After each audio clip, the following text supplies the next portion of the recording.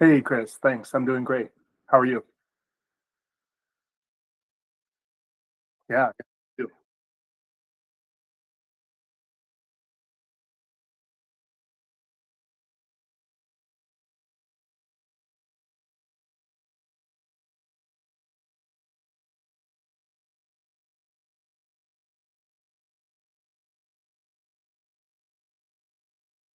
Sure. Yeah. Yeah. Of course.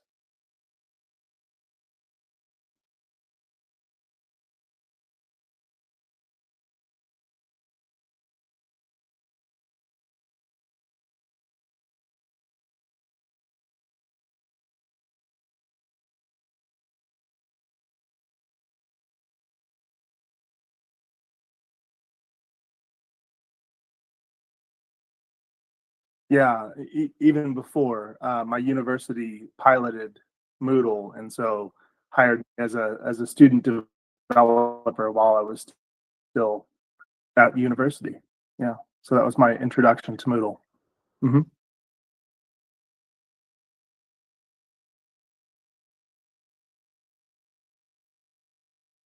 Yeah. Yeah. Absolutely. Moodle based and education technology for sure. Yep.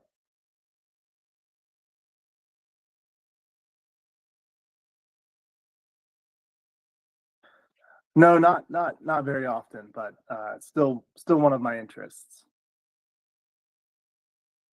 Yeah.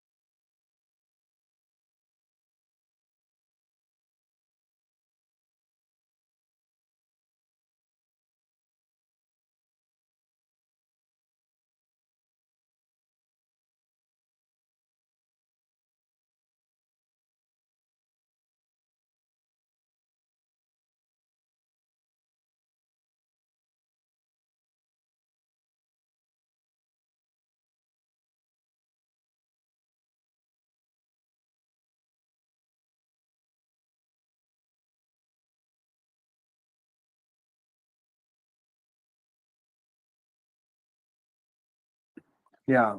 Well, I think you kind of started us in the right direction there with your question. A lot of it uh, comes from our customers' feedback, um, and Laura's team, the product management team, doing research on what the market is looking for, trends in education technology, um, and feedback from internally, including my team. So there's a lot of places that we look to, um, to guide us on deciding which features we're going to prioritize.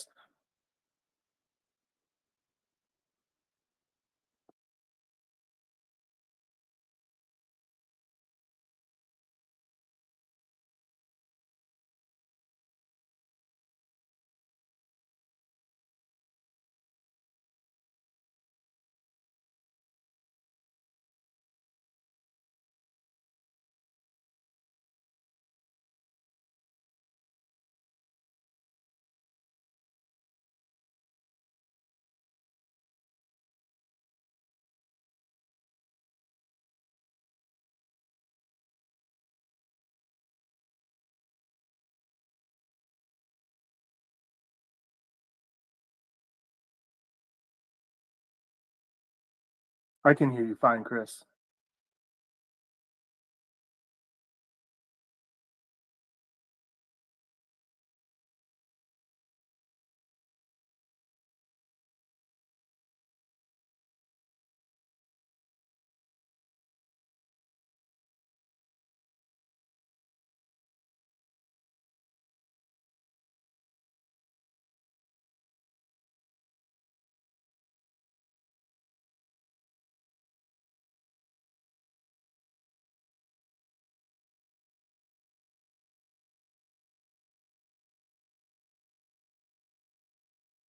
Yeah, it definitely iterative is the right word.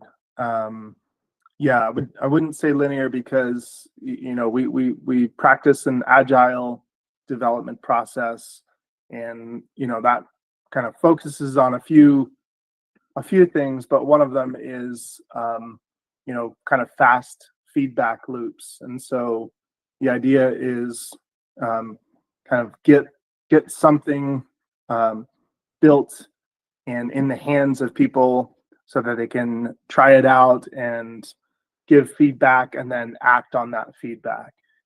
And there are smaller kind of feedback loops within that overall process as well, where we're using uh, automated tests or to provide feedback, or our QA team providing feedback. Kind of so you can imagine smaller feedback loops within this larger feedback loop of the development process.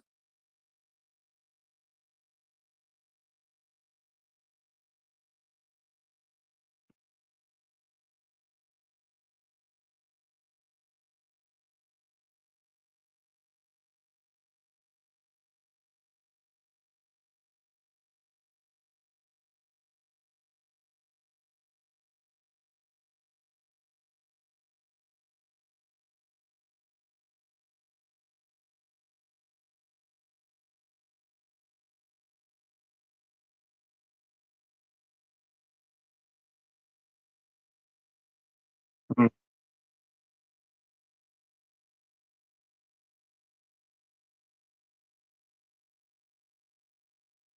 Yeah, sure. So I'm going to just recap your question in case there's still some audio issues, but you're asking, how as a company or a team we feel confidence in the success of a feature before we start diving into the development process. And so I think that's a really, really good question. There's that I would say lies a lot with our product management team and Laura, who you mentioned having on the EdTech Chats previously. So that's kind of one of the main functions of product management, is to you know to show what the value in any particular feature is going to be, and to then prioritize that feature based on that value. Um, so so but there's other inputs to that. So we try to make you know make value judgments based on what our customers are saying to us. We take input from other teams throughout the organization. We take input from the development team, and kind of all that goes into that confidence in whether we'll find success with that um, with that product. Chris, do you want me to try to rejoin the StreamYard again? Should we try that? Maybe you can try. How about now? I've made another small change here. Can you listen to me now? Anybody in the stream, or Katina in the back? Oh.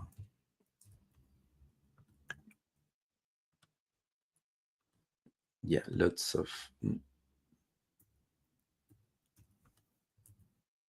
Still nothing. Still nothing. No, I think so. I'll just keep my introduction. Seems like people can hear me now. Awesome. But again, I was just kind of letting you kind of run the show and kind of guide me through this whole process. So let's just go to the next step of the stream of the process. Sorry, which is the sprint planning.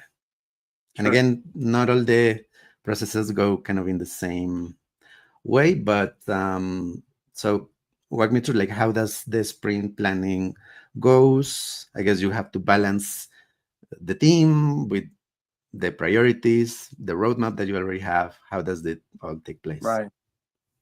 Right. So yeah, like you said, kind of the roadmap is kind of the overall guiding document for us.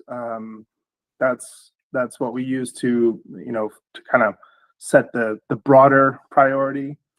But when we're sprint planning, so we follow a 2-week sprint.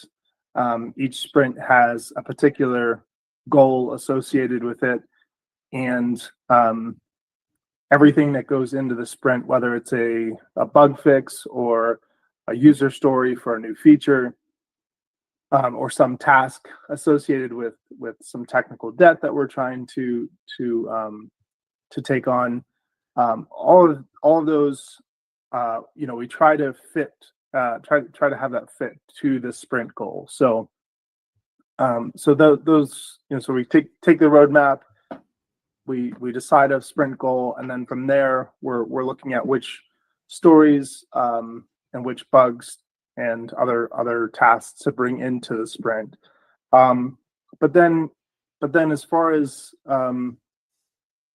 who's taking it on, that's based on a lot of things. First of all, we're thinking about what does the company and the team need, how to best achieve the goals that we're looking at.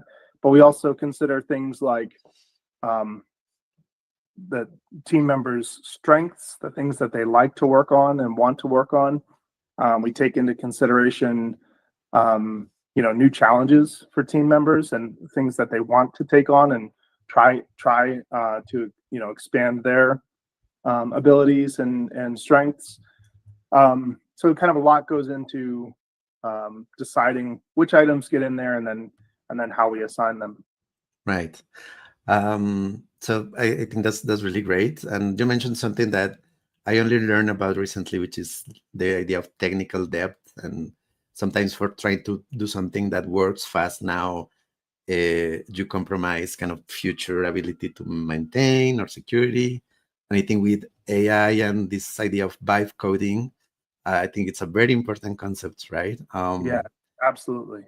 It's like if you go for the future, you kind of put a lot of burdens for the future you. But on that note, in terms of kind of difficulty or maybe things that maybe nobody wants to do, what do you do then? Like, how do you, if there's like some tasks, maybe some technical tasks that nobody wants to do, how do you manage this? Yeah. Well, I mean, first, I think we have a really collaborative team. And so I think everyone on the team understands some of the things that we do are not the most fun tasks. It's great to be able to work on the things you like to work on. And, I think a lot of people like to build new things, and that's why they became developers, and certainly why, I started off as a developer, because I wanted to build things.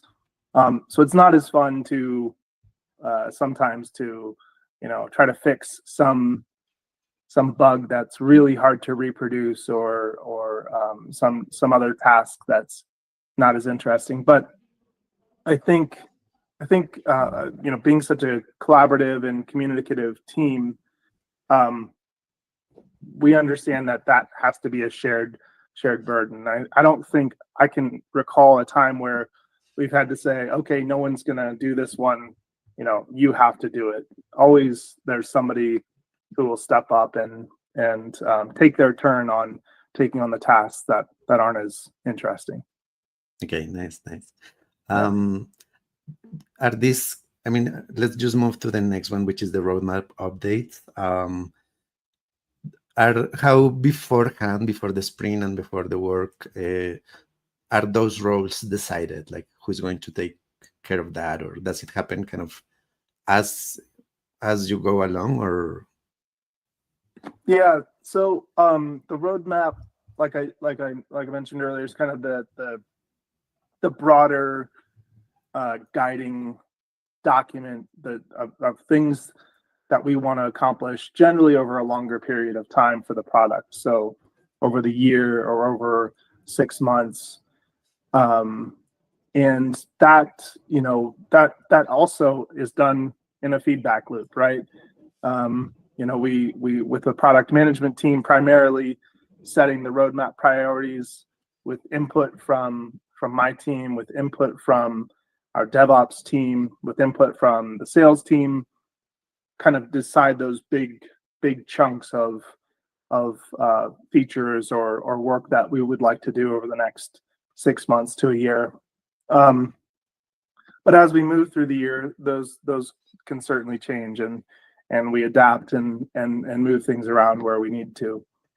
But those kind of, I think what you're getting at too is those ideas come from a lot of different places to build that roadmap out. So some from the product management team. Generally, our team will give some input on things that we would like to work on, sometimes in that technical debt space that I mentioned, but sometimes for new features as well.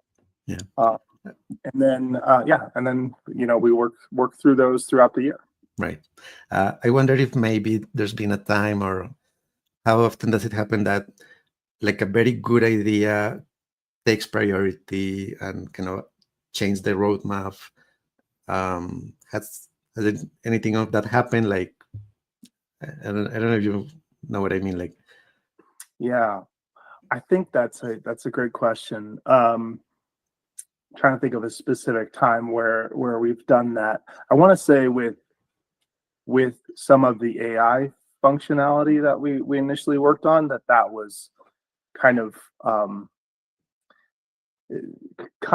like that, where maybe we had put on the roadmap that we were going to start looking at something like that, in the near future, and then we had somebody on the development team who was just really excited about it and really,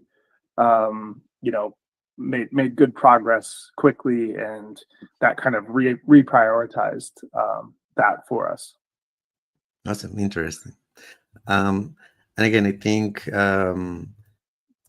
something that's kind of a theme, I guess, in this conversation is the fact that it's not so linear. I think one example is the research. So tell me, not every feature that you want to work on requires research, or not the same level of research, right?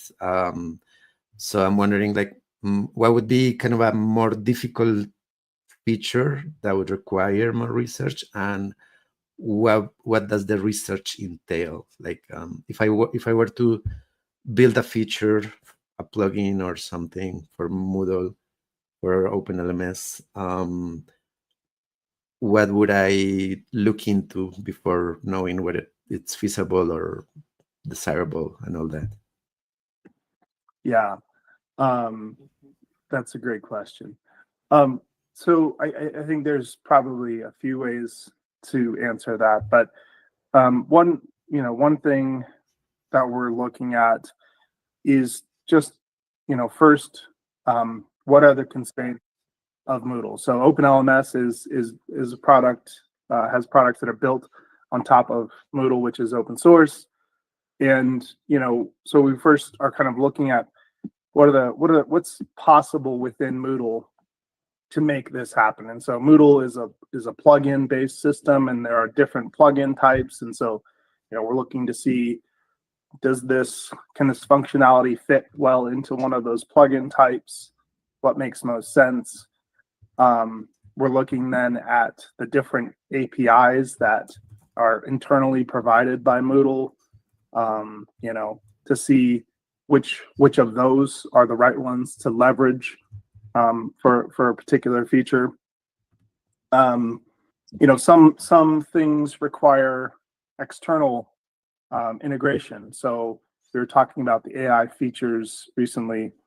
We started with some of our AI features that only integrate with OpenAI models, but we're expanding that. And so, when we're talking about integrating with other services, then there's research that needs to happen into what do those APIs look like for those services. And so, some things are more straightforward and may not even require a dedicated, what we're talking about really here is a dedicated story for research, which we'll often do for these more complex issues, but for simpler ones, there may not be. It might just be part of the user story to kind of figure out those things because they're less complex. Right.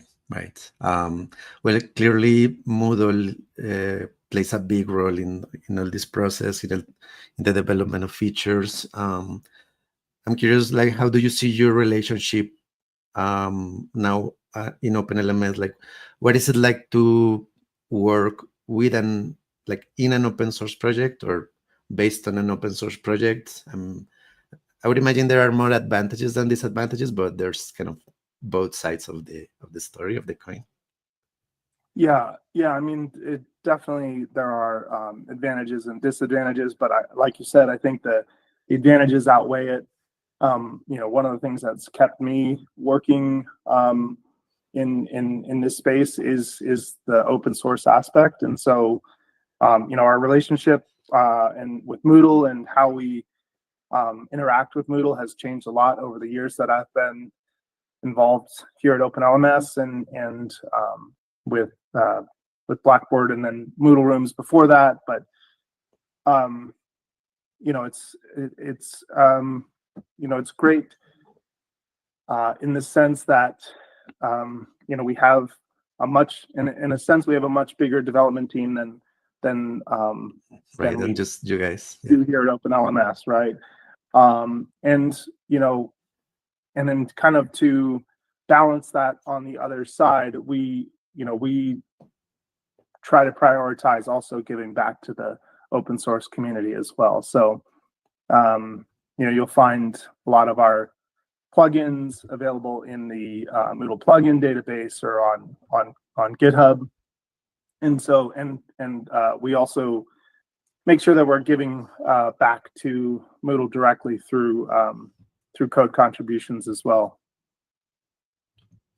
Right. Well, yeah, I think it's a very interesting and symbiotic relationship, right? Yeah, absolutely.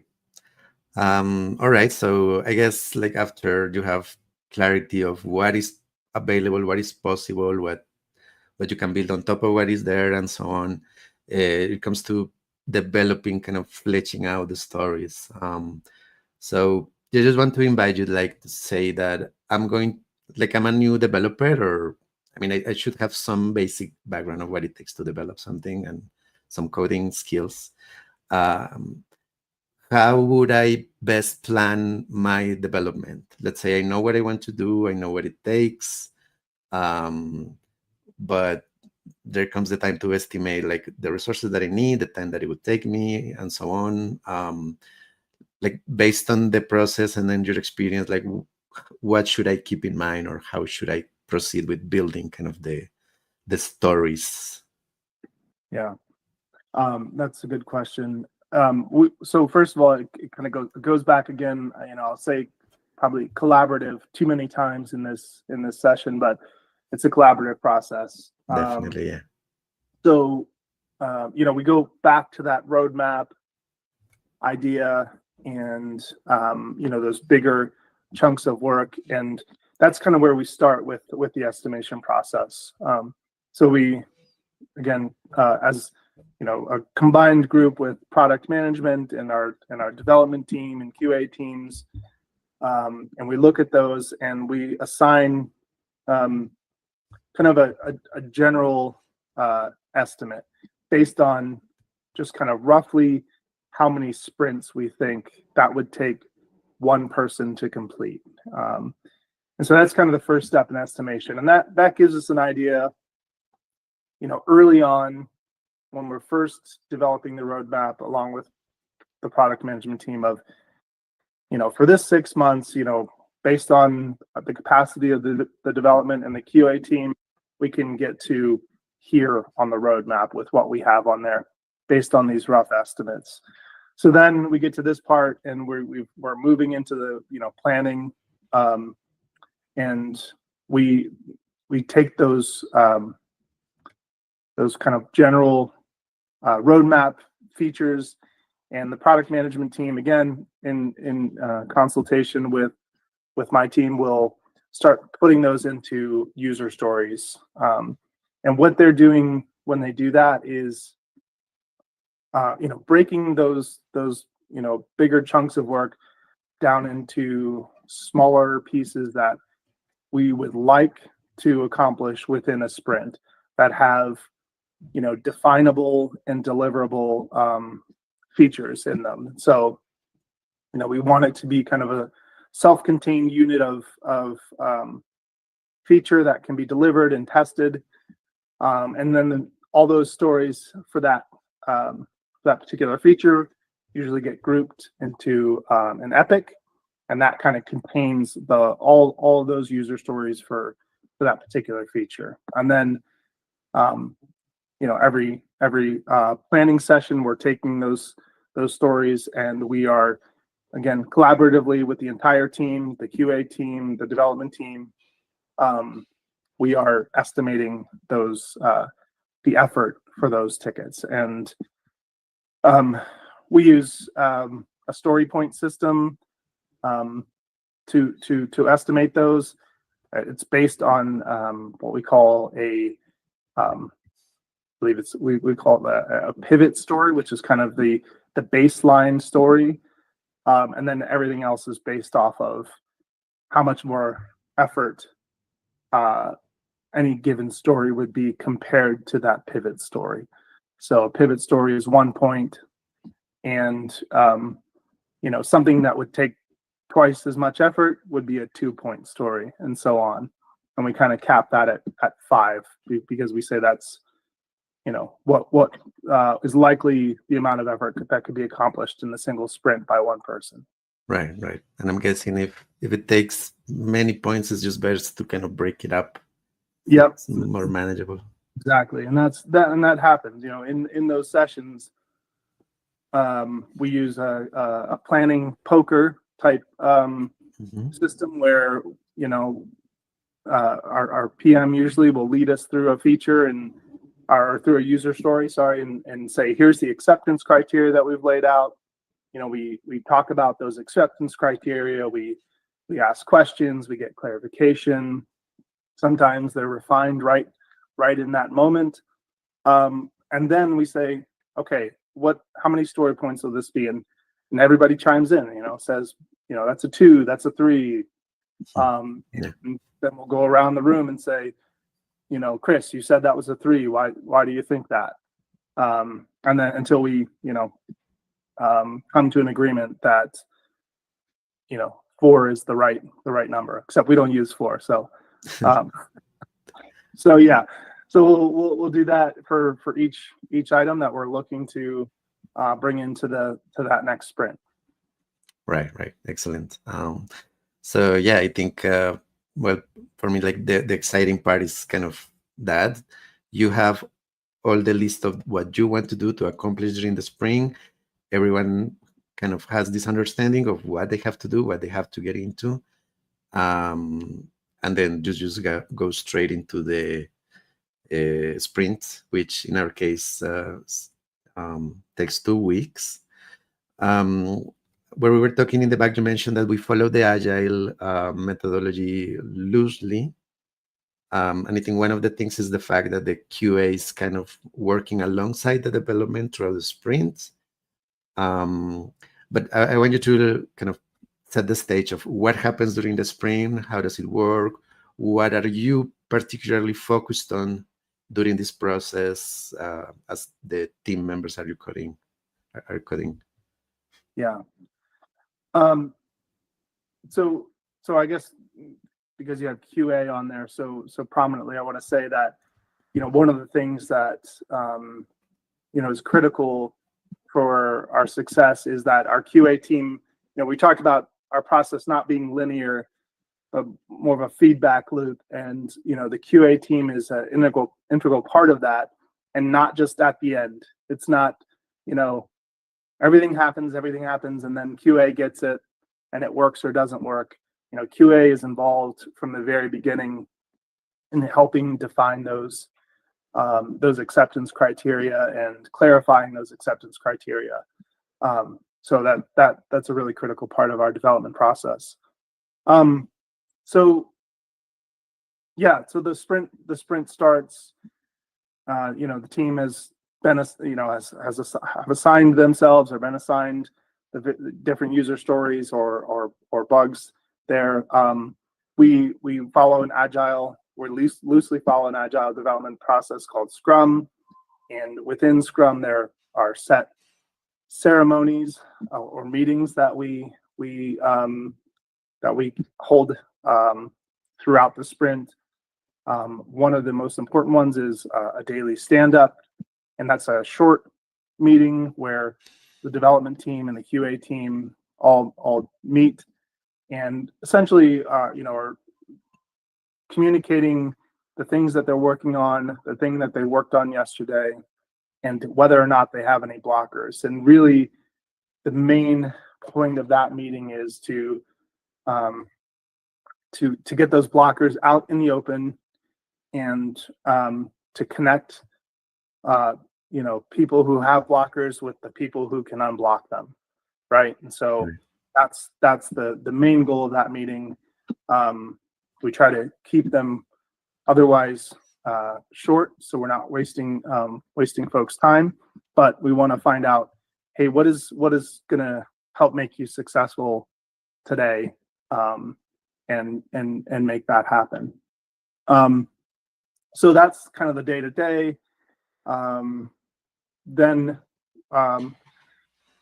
the kind of the end of the sprint, but and so you asked, how I'm involved there, and that's one of the main things I'm trying to do during the sprint is just unblock people, enable them to be successful, and so that's what I'm mainly focused on, and seeing where I can help in those ways. So then at the end of the, like I said, we have a sprint goal. At the end of the sprint, we have a couple of, again, different sprint ceremonies that we conduct.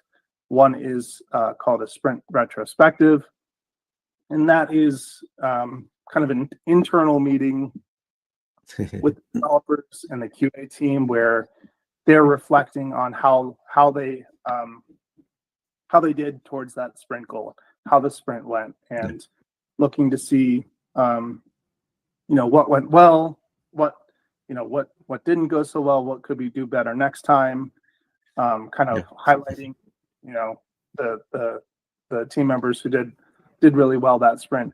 And then we have a sprint review, which is open to more stakeholders. So we have other stakeholders, like from the product management team, from the customer success team, from leadership, where we are communicating kind of the same things without that internal reflection.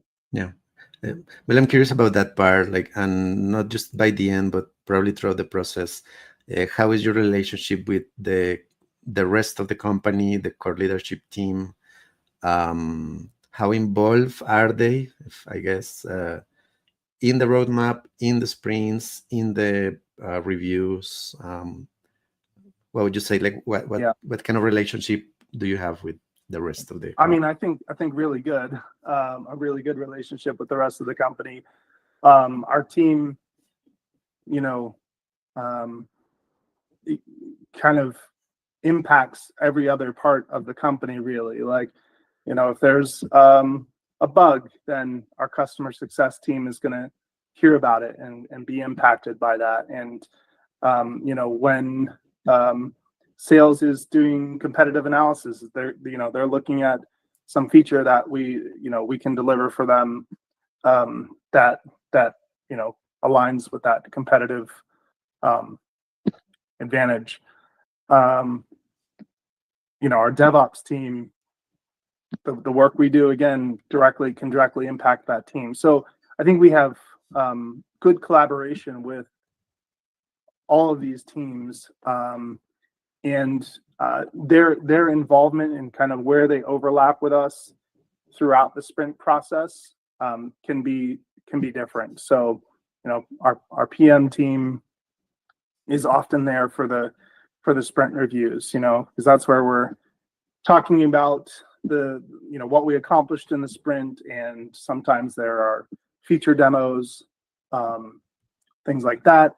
Our customer success team and our DevOps team may be involved in different parts of the sprints and in other meetings where we're talking about, customer reported issues that we need to prioritize and things like that. So, and of course, we work closely with our professional services team because their work that goes into the EDU product goes through our development process, and so we work closely with them as well. Yeah.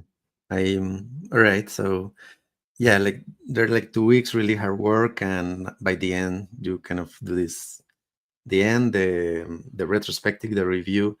I'm wondering if you still find them, if you still find a sense of accomplishment after a sprint, or like, are your personal feelings usually, or like, how did you feel like the last sprint that you guys have? Is it still kind of exciting to finish it? How do you deal with it?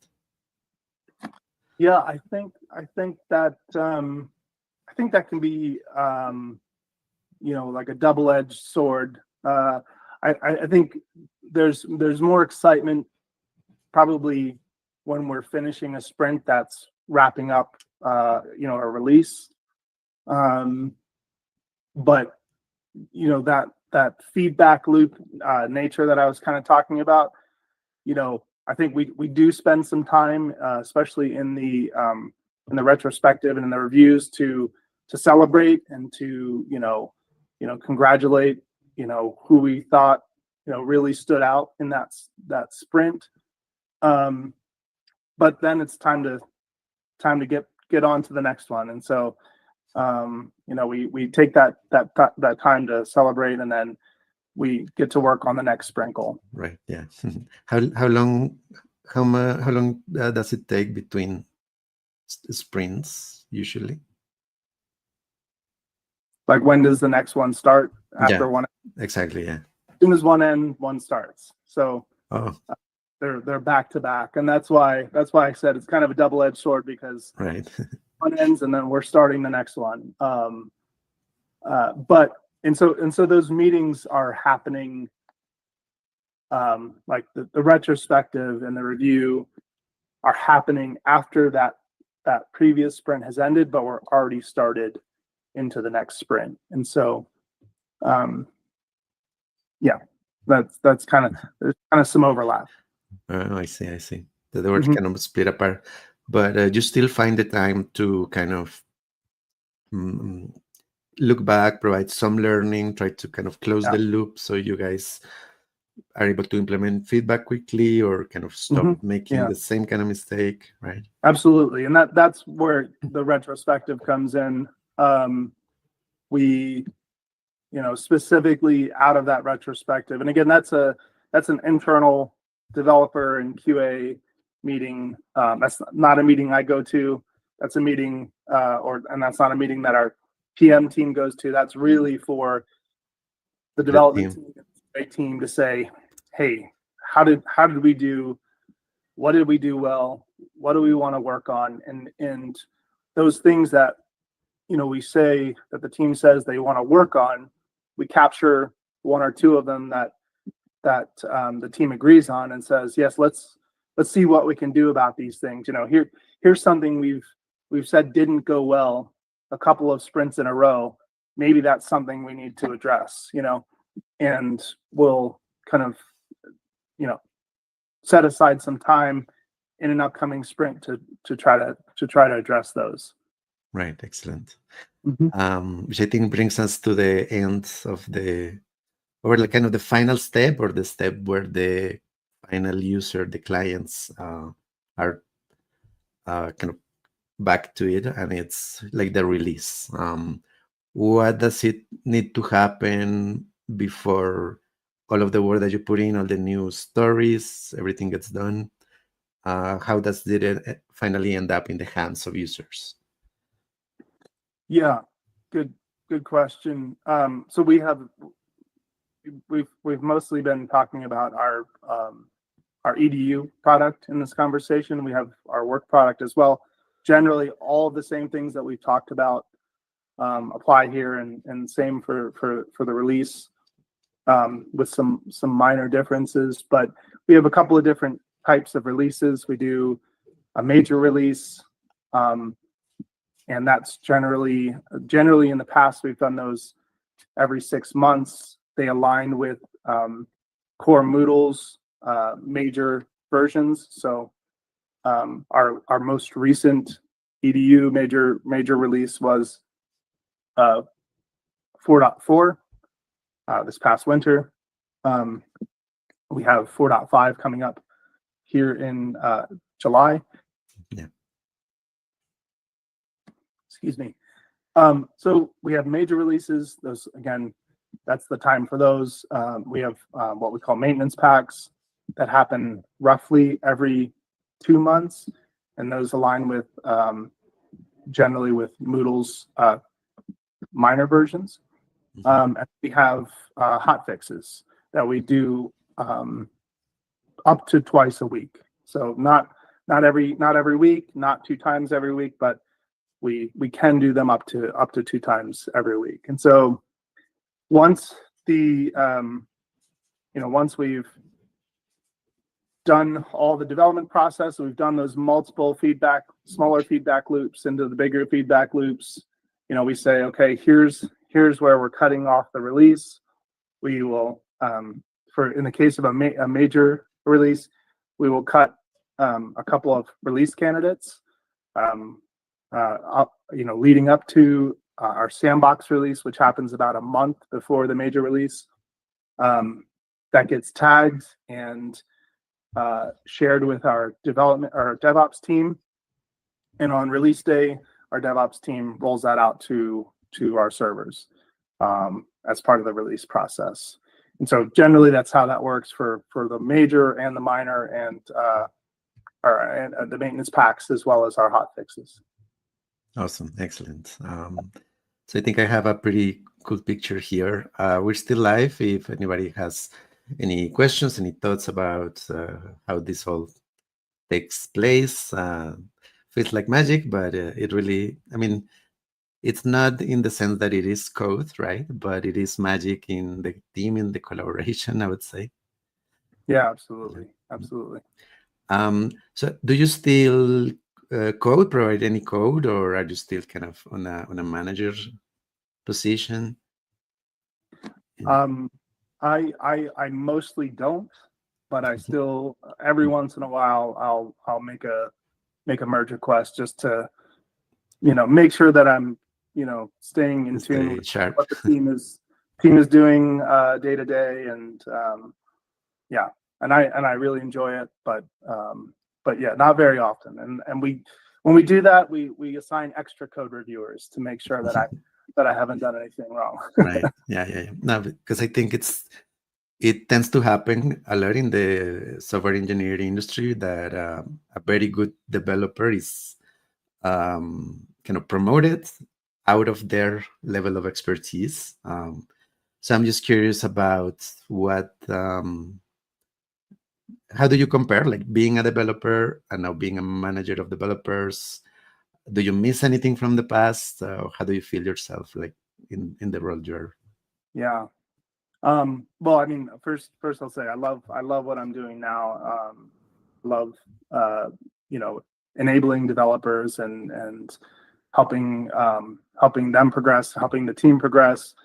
But it's a very different very different experience, especially day to day. And I think the main challenge that I had, and I don't think this is a unique challenge, is understanding that your definition of success, or like a job well done for the day, changes, and and it's harder to, at least for me, it was harder to say, okay, that was a good day. I got a lot done today, when I was a new engineering leader, versus as a developer, you know, there's that very concrete, like, you know, I have a ticket, now I'm writing some code, and there's you know, unique challenges within that, and you know, figuring out a problem and solving it and committing that code and getting it into QA's hands and responding to their feedback. And now the ticket is done, and I've done a good job today. You know, it's very, I felt more clear cut. So I think that can be a challenge, and that's, you know, one of the things that I try to address with, you know, new leaders on my team that are making that transition as well. Right. Something that I wanted to ask you before, during the process, is there any kind of tip that you could give someone about their being able to focus, to be more productive during a sprint? Kind of something, kind of like a tip that you find useful. That's a good one. You know, I would say calendar management. Honestly, it sounds kind of silly, but you know, use your calendar and block out chunks of time where you need to be focused. You know, when people find an empty calendar, then it's, you know, anything taking, yeah, it's going to get fragmented like an old hard drive, and you know, you want to keep it defragmented. So right. Awesome. All right, so I guess we covered the whole thing. Just wanted you kind of your closing remarks about, like, what is it like to develop for Open LMS? What makes it maybe unique or special compared to other companies, of the experiences that you had, and I don't know, some final message of what you do, or for the people who are tuning in. Sure. I think I'd say first that you know, you know, the mission of what we're doing here is really important to me, and I think is important to other people that work here at Open LMS, and developers and our QA team. You know, always keeping that in mind. I think that's really important. You know, the other thing I would say specifically about my team is that, again, it's very collaborative. There's no real, you know, internal competitiveness. It's really about, you know, how do we make each other better, and that's something I think I see on a daily basis, and I think that's really important too. Excellent. Well, it was very enlightening, very illustrative for me. I hope it is for the people as well. Thank you so much, Sam, for joining us here today, and thank you everyone for joining. We'll see you next time. Thanks, Chris.